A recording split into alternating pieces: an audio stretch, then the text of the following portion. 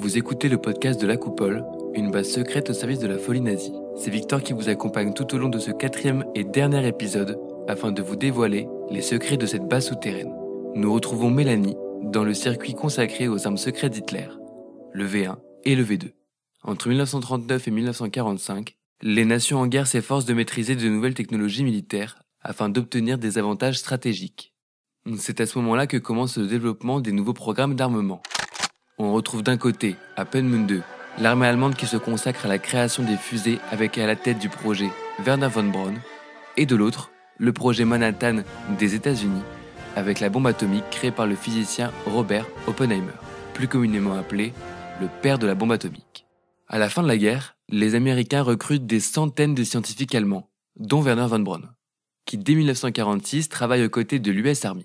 Il sera nommé directeur du centre de vol spatial Marshall et participera à de nombreux projets de la NASA, notamment le programme Apollo qui enverra l'homme sur la Lune en juillet 1969.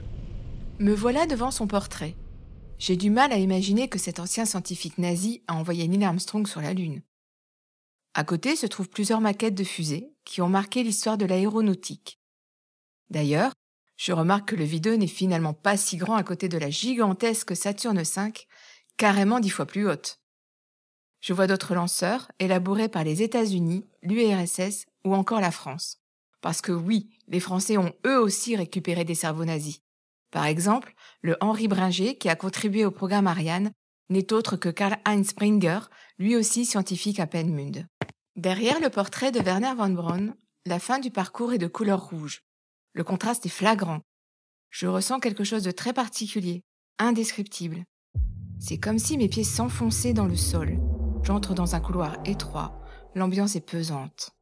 Je vois une plaque en hommage à André Sellier, un ancien déporté, dont cet espace porte justement le nom.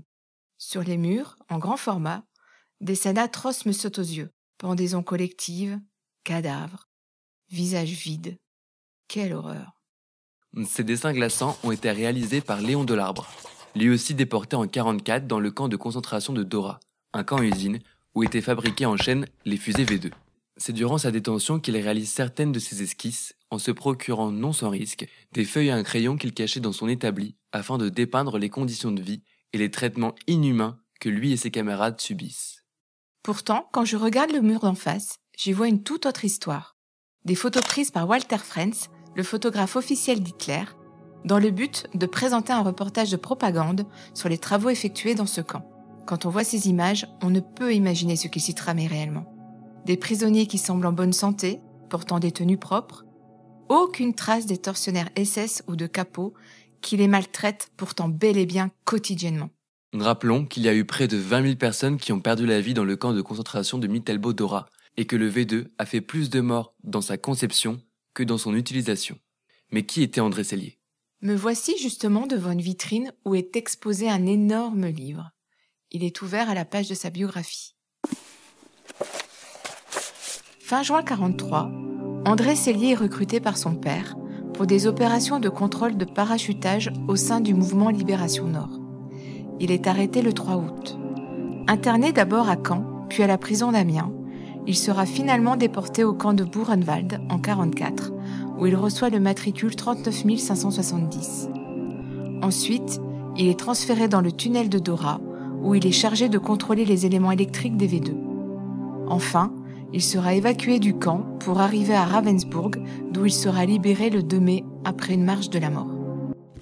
Fruit d'un projet de recherche pharaonique de plus de 10 ans et regroupant 70 auteurs bénévoles, cet ouvrage dont Mélanie vient de lire un extrait revient sur le parcours des 9000 déportés de France, passés par le camp de Dora. André Sellier, qui en faisait partie, a beaucoup œuvré et contribué au développement de La Coupole, et c'est pourquoi cette galerie porte son nom.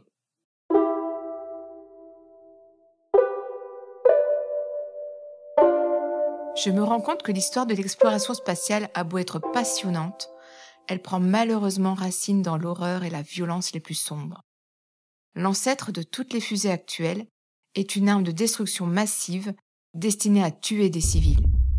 Le V2 est une arme terroriste, au sens étymologique du terme, dont le but était de terroriser les populations.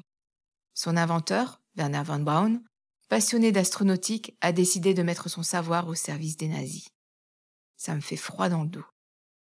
D'autant plus qu'à aucun moment de sa vie, il n'a eu de regrets sur les conditions de fabrication des armes V, dont il avait parfaitement conscience.